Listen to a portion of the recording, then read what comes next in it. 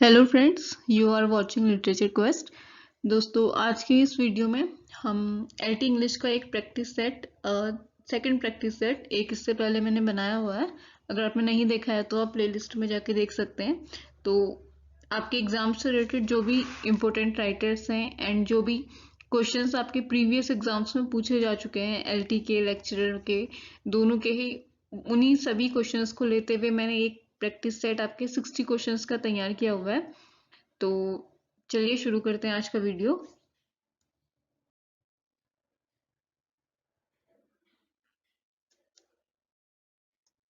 तो first question, how many parts are there in the rime of the ancient mariner.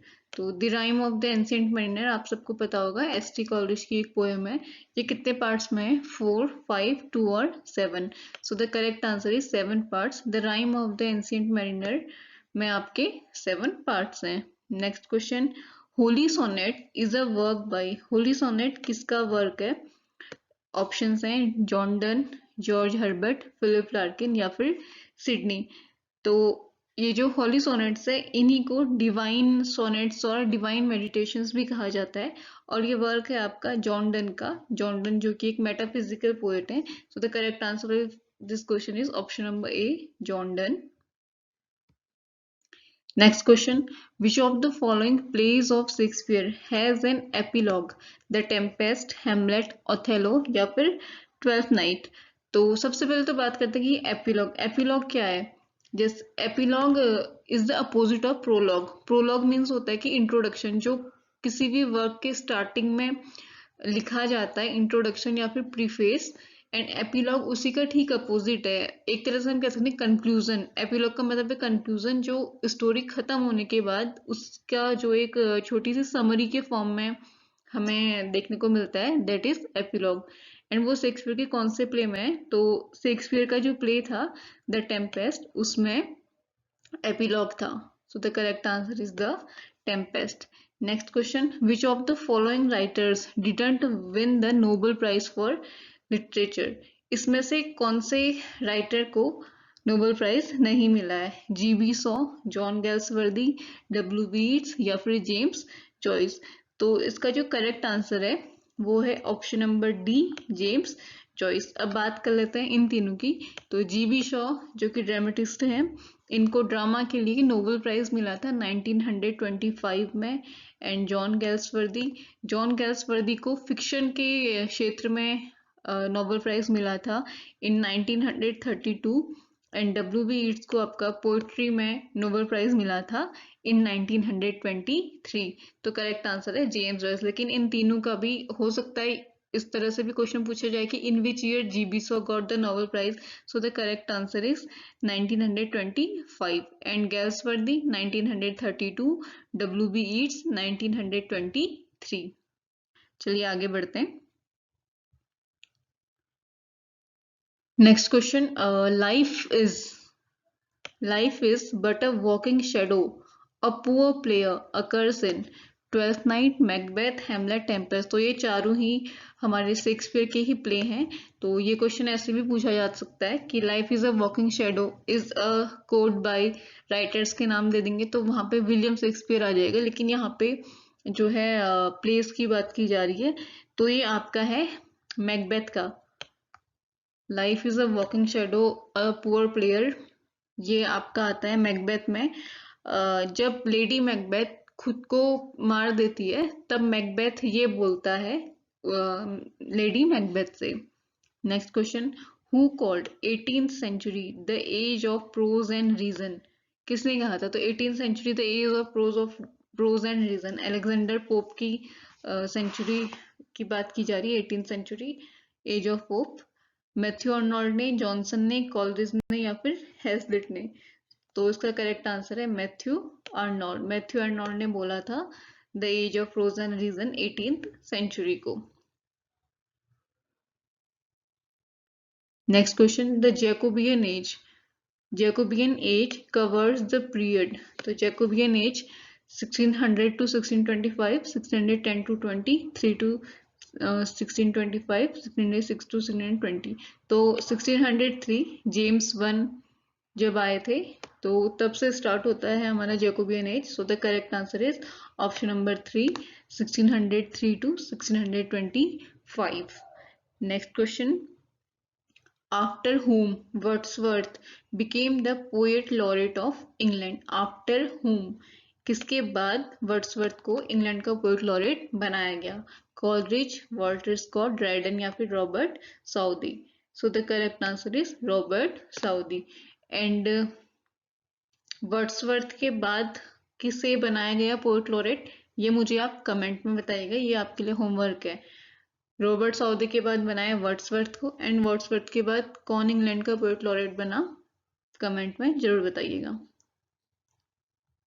Next question, identify figure of speech. ये जो sentence है यहाँ पे, इसमें कौन सा फिगर ऑफ स्पीच है? Camel is the ship of desert. इसमें मेटाफर है, सिमली है, हाइपरबोल है या फिर पर्सोनिफिकेशन है? So the correct answer is metaphor. Metaphor क्यों है इसमें? क्योंकि किसी भी सेंटेंस में जब किसी चीज का कंपैरिजन किया जाता है लेकिन वहां पे लाइक और एज का यूज किए बिना जब किसी दो चीजों का कंपैरिजन किया जाता है तो वहां पे मेटाफर होता है। तो camel is the ship of desert, अगर यहाँ पे ये सेंटेंस ना होके camel is like the ship of desert होता तो यहाँ पे हमारा सिमली होता, बट यहाँ पे लाइक का यूज नहीं किया गया है, सीधे कंपैरिजन किया है, तो इसका करेक्ट आंसर होगा metaphor. Next question, what is the subtitle of the play Twelfth Night? Twelfth Night, a play by William Shakespeare. प्योरिटन्स को इसमें अटैक किया था विलियम शेक्सपियर ने। इसका subtitle what will you, what you like, what you think? So the correct answer is what you will. Next question,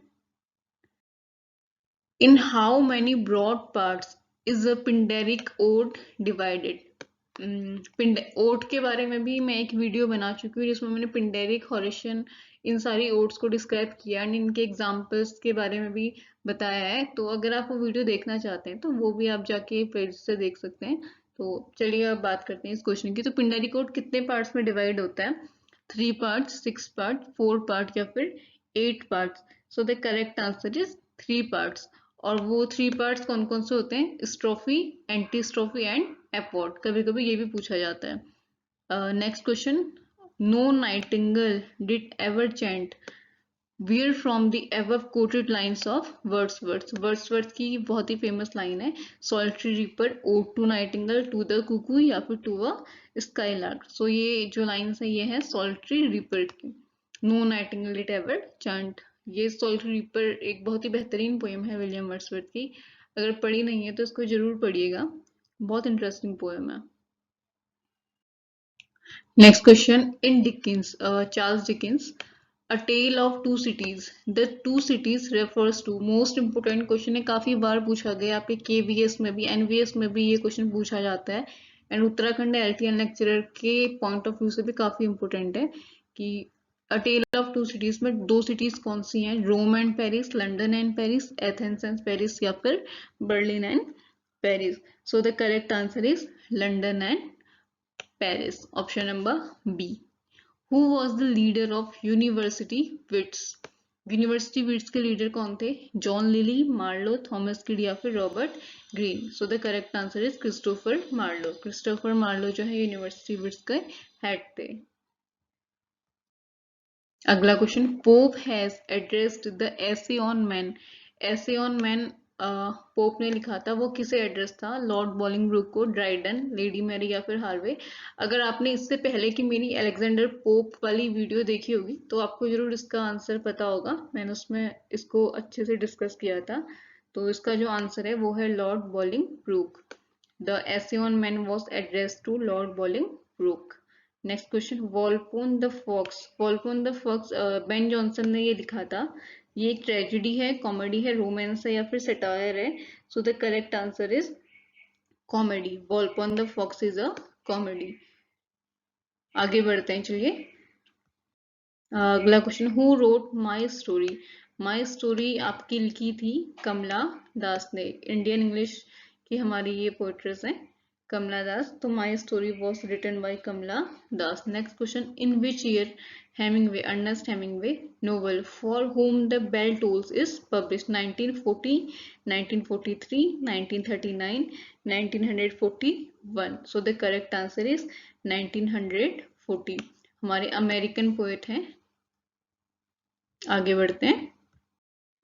question number 19. What is Coleridge poem fears in solitude? तो fears in solitude जो कि एक conversational poem है, ये odd है, sonnet है, fable है या फिर एक नैरेटिव पोयम है. So it was a narrative poem. Next question.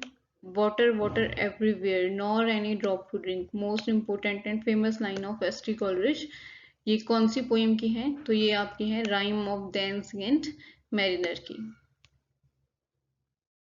Next question. The total life span, यहाँ पे life, the total life span of Shelley's life was about 28 year, 32 year, 30 year या फिर 31 year. So the correct answer is 30 years. Next question.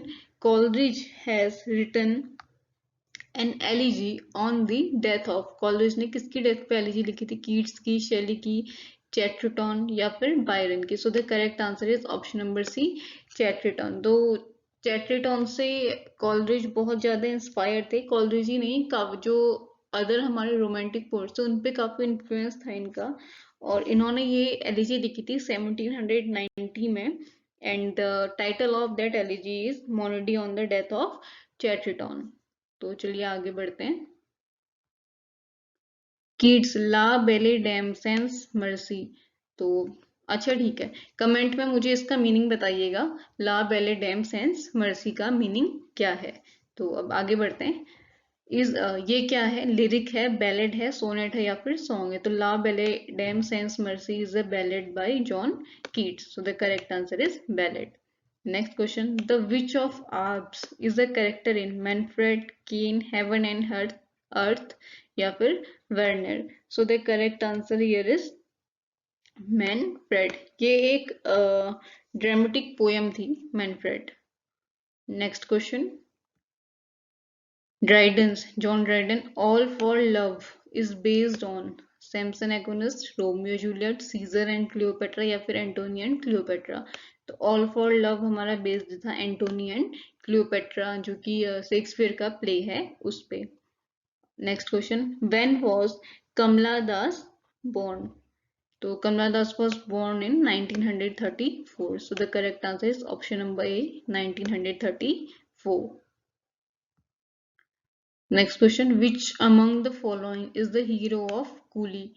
So Coolie is a novel by Mulkraj Anand, and Coolie को ही आपका character novel भी बोला जाता है. And इसके protagonist Munro, Oliver, Raju या फिर शंकर. सो the correct answer is Munro, जो कि एक आई थिंक 13 साल का एक बच्चा होता है, उस पे ये स्टोरी बेस्ड थी. Next question. रस्किन बॉन्ड एक बहुत इंपॉर्टेंट पोएट है. गॉट साहित्य अकेडमी अवार्ड इन 1990, 1993, 1992 या फिर 1994. सो इनको साहित्य अकेडमी अवार्ड कब मिला था ये तो ठीक है, लेकिन किसके लिए मिला था, कौन सी नोवेल के लिए मिला था या कौन से इनके वर्क के लिए मिला था, ये पूछा जाता है. तो इनको मिला था 1992 में मिला था. और क्या our trees still grow in Dehra, इस वर्क के लिए इन्हें साहित्य अकेडमी अवार्ड मिला था इन 1992. तो चलिए आगे बढ़ते हैं. Next question. Which of the poem is Pope's political poem? Alexander Pope की बात की जा रही है कि अलेक्जेंडर पोप की पॉलिटिकल पोयम कौन सी थी? The Dunciad, Windsor Forest, ode on solitude या फिर द टेम्पल ऑफ फेम. तो इनकी जो पॉलिटिकल पोयम थी वो थी विंस्टर फॉरेस्ट. इसमें क्वीन एन को इसमें सेलिब्रेट किया था. एंड ये जो टेम्पल ऑफ फेम है ये आपका इंस्पायर थी चौसर की हाउस ऑफ फेम जो पोयम है, जो उनका वर्क है, उससे. Next question. Milton laments for his blindness occurs in, Milton जो लेमेंट करते हैं अपनी ब्लाइंडनेस पे, जब वो अंधे हो गए थे, वो उनके कौन से वर्क में है? ऑन हिज ब्लाइंडनेस में, द नेटिविटी ओट, लिसिडस या फिर एल एलिग्रो. तो ये आपका है द नेटिविटी ओट में. So the correct answer is option number B, the nativity ode. Next question, the life span of Thomas De Quincey is. तो Thomas De Quincey के life span जो है 1798 to 1836, 1788 to 1834, 1798 to 1837 या फिर 1839। इसका जो correct answer है 1798 to 1837। Thomas De Quincey was born on 1798 and he was died on 1837। Next question, which of the following is a semi-autobiographical novel? Those barren leaves, antic hay, eyeless in Gaza या फिर brave new world. तो eyeless in Gaza जो है वो semi autobiographical poem है। The correct answer is eyeless in Gaza. And eyeless in Gaza किसने लिखी है, ये आपका होमवर्क है, कमेंट में जरूर बताना कि who has written eyeless in Gaza. Next question, a passage to India by Forster. M Forster ने का ये वर्क है, पब्लिश्ड इन 1924, 1926, 1920 या फिर 1927। तो a passage to India publish हुआ था 1924 में। Next question, who was the native of the return of the native. Thomas Hardy का ये वर्क है, the return of the native. इसमें जो नेटिव है वो कौन था, क्लिम, प्लेम, योब राइट या फिर नन ऑफ दीज। तो एक क्लेमेंट जिसका निकनेम क्लिम था, Clym was the native of the return of the native. आगे बढ़ते हैं, चलिए। Next question, in which of Hardy's novel the scene of a wife auction take place. Hardy की एक नॉवल थी जिसमें वाइफ का ऑक्शन हो रहा था किसी की, वो कौन सी नॉवल में वो सीन है उसकी यहाँ बात की जाए। Jude the obscure, return of the native, a pair of blue eyes या फिर the mayor of Casterbridge. So the correct answer is the mayor of Casterbridge. Next question, what is the theme of sailing to Byzantium. W.B. Yeats की poem है sailing to Byzantium and इसका जो theme है वो eternity of life है, land of ideal vision है, and utopian vision या फिर मॉर्टलिटी ऑफ मैन। तो इसका जो थीम था वो है eternity of life. So the correct answer is option number A, eternity of life. Next question, in which literary age did Addison write his essays. Joseph Addison की बात की जा रही है, वो एलिजाबेथन एज के थे, रेस्टोरेशन, नियो क्लासिकल या फिर रोमांटिक। तो ये हमारे राइटर थे नियो क्लासिकल एज के। So the correct answer is neoclassical age. Next question, the pen name. Pen name Charles Dickens का काफी बार पूछा गया है एंड हो सकता है इस बार भी एग्जाम में पूछा जाए। बॉज, बेस, बेप या फिर Boz. The correct answer is BOZ। Boz is the pen name of Charles Dickens. Next question, which of the following is example of historic novel? Bleak House, A Tale of Two Cities, Little Dorrit या फिर David Copperfield. So the correct answer is A Tale of Two Cities. Tale of Two Cities आपकी क्या है, एक historical novel का example है। Next question, what is the meaning of per capita? Per capita is a foreign word. इसका meaning है per hour, per head, per end या फिर none of these. So the correct answer is per head. The meaning of per capita is per head. The Prelude. The Prelude is a work by William Wordsworth. Was published in 1802, 1798, 1805 या फिर 1850। So the correct answer is 1850. Posthumously ये work publish हुआ था and जो 1805 है, 1805 में ये work पूरा कंप्लीट हो गया था इनका। तो completed in 1805 but it was published posthumously in 1850। Next question, Ode to the West Wind is a work by John Keats, Coleridge, Shelley या फिर Lord Byron. So Ode to the West Wind is a ode written by P.B. Shelley. So the correct answer is Shelley. अच्छा हाँ ठीक है, PB Shelley. PB Shelley का full name भी काफी बार पूछा जाता है, Percy Bysshe Shelley. Next question, the guide. The guide was written by Mulk Raj Anand, R K Narayan, कमला दास या फिर राजा राव। तो द गाइड जो है वो लिखी गई थी आर के नारायण ने ये नोवेल लिखी थी, काफी फेमस नोवेल है। इसी के लिए इन्हें साहित्य अकेडमी अवार्ड भी मिला था। एंड द गाइड पे एक फिल्म भी बनी है गाइड नेम से। और द गाइड कब लिखी, पब्लिश कब हुई थी और इन्हें साहित्य अकेडमी अवार्ड कब मिला था द गाइड के लिए, कमेंट में जरूर बताइएगा। मैंने आपको जो आर के नारायण वाली वीडियो है उसमें इसके बारे में डिटेल से सारा कुछ पढ़ाया हुआ है, अगर आपने वो वीडियो देखी है तो इसका आंसर जरूर आप लोग दीजिएगा। Next question, the serpent and the rope is a work by Raja Rao, Nissim Ezekiel, R K Narayan या फिर Mulk Raj Anand. So the correct answer is Raja Rao, और राजा राव को ही इस नोवेल, इस सरपेंट एंड द रोप के लिए आपका साहित्य अकेडमी अवार्ड मिला था। Next question, identify the part of speech. इस सेंटेंस में पार्ट ऑफ स्पीच को आइडेंटिफाई करना है। Thy soul was like a star and dwelt apart, metaphor, simile, hyperbole या फिर पर्सोनिफिकेशन। यहाँ पे लाइक का यूज किया गया है कंपैरिजन के लिए। So the correct answer is simile. And thy soul was like a star, ये जो लाइन है ये मिल्टन के बारे में बोली थी विलियम शेक्सपियर ने। Next question, complete the sentence. The error of judgement in tragedy is known as hamartia, tragedy, catastrophe या फिर catharsis. So the correct answer is hamartia. Hamlet में भी जो है हेमार्शिया ही उसका पेटल फ्लो था। Next question, ottava rima. Ottava rima is a stanza of, तो ओटावा राइमा 4 लाइन, 8 लाइन, 10 या फिर 6।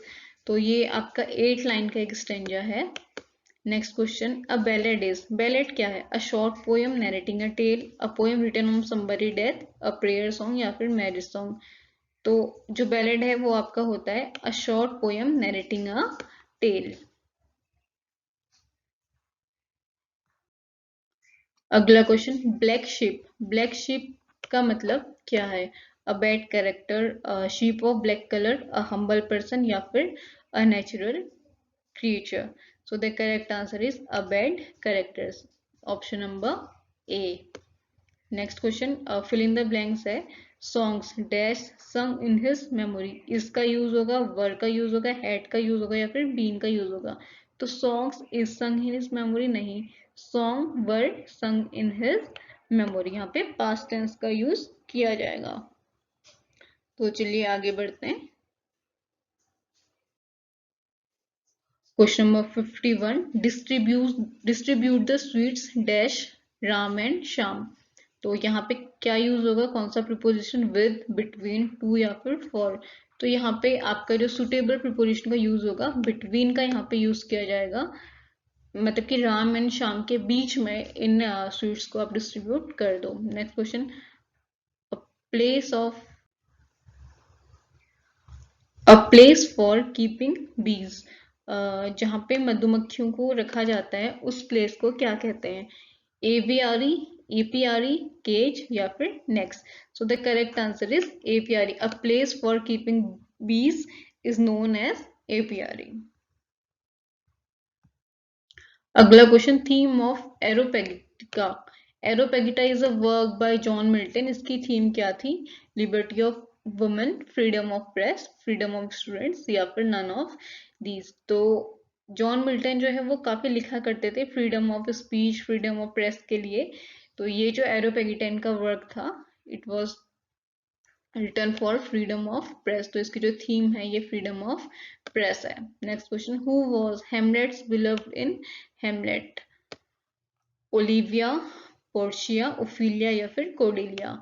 The correct answer is Ophelia. Polonius की जो डॉटर है ओफिलिया, वही हेमलेट की बिलव्ड होती है हेमलेट प्ले में। Who is of Jewish origin? Jewish origin के इनमें से कौन से राइटर हैं? कमला दास, आर के नारायण, निसम इजिकल या फिर none. So the correct answer is Nissim Ezekiel. Nissim Ezekiel जो है हमारे एक जूइश पोएट है। Next question, the mother tongue of Kamala Das. Kamala Das की मदर टंग क्या है?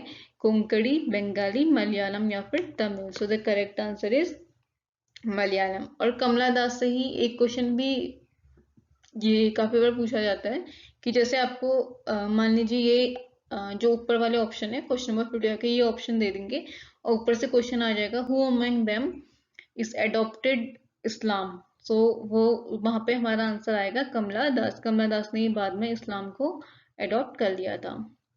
आगे बढ़ते हैं।